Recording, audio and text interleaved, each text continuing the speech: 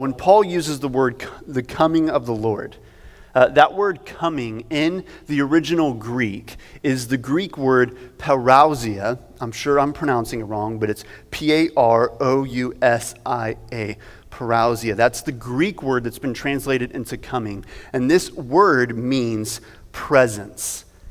It's quite literally the opposite of absence. Like someone used to be absent, they weren't here and they've arrived. They're now here, they're present, they're with us.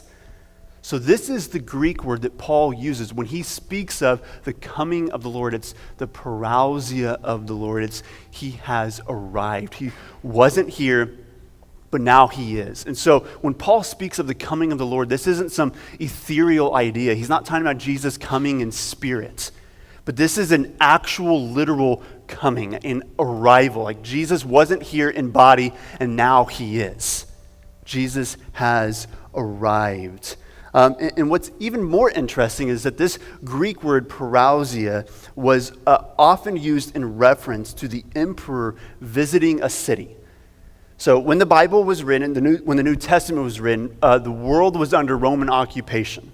Right, and so Rome ruled the world, and anytime the emperor, anytime Caesar would visit a town or a village or a city, he would ride into town, and the townspeople would greet him outside. And this event was referred to as parousia. The emperor has arrived. He was gone, but now he's here. The emperor has arrived, parousia.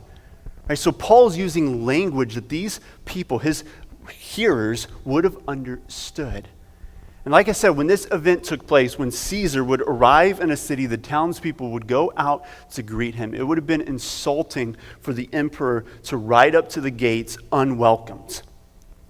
And so when Caesar would come up to a city, the citizens would go out of the gates and go out and meet the emperor and welcome him and ride back into his domain with him.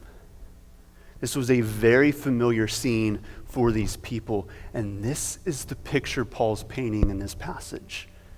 This is the language he's using. His hearers would have understood this clearly. That what Paul is saying is that when Jesus returns, he's returning as Lord.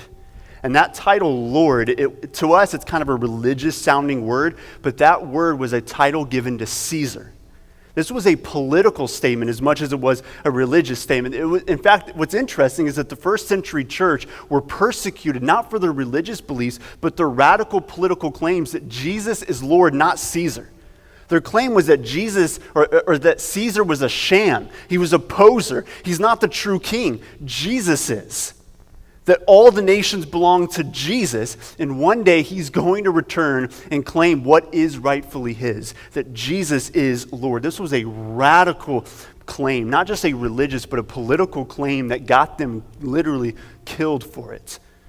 And so what Paul is saying in 1 Thessalonians 4 is that when Jesus arrives, when he returns, he's coming as Lord, as King, as Emperor, and we will go out of the gates to meet him.